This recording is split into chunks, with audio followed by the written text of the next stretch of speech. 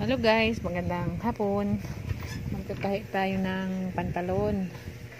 Meron siyang insert piping sa side. So, ang sukat ng ating insert piping ay 1/4.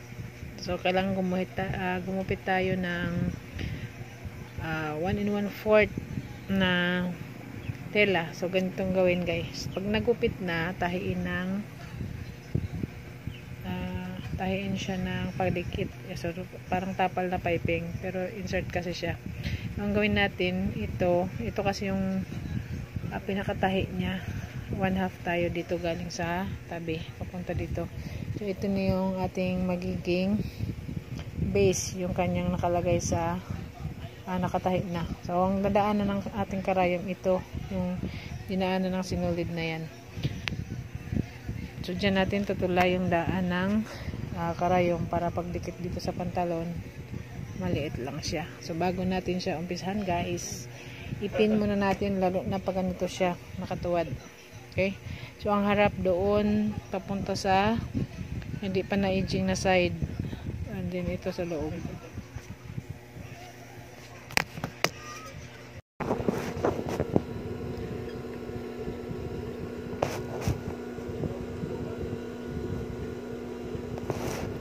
Sipisahan na natin yung ating insert piping.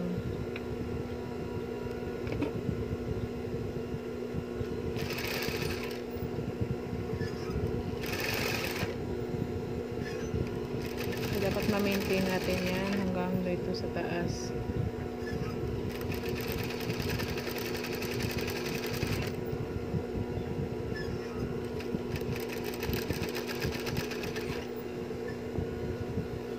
Pag hindi na pantay yung tahi dyan guys, kailangan pantayin natin.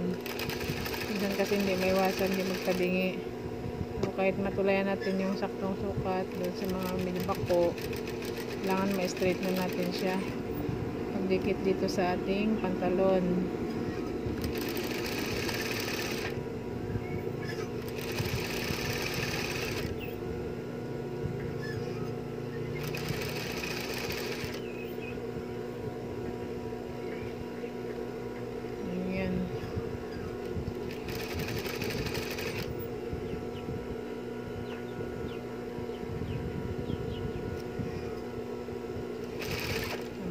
Tayo sa dulo.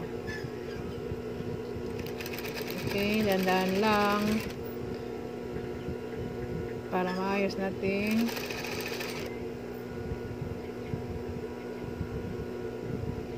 matahi.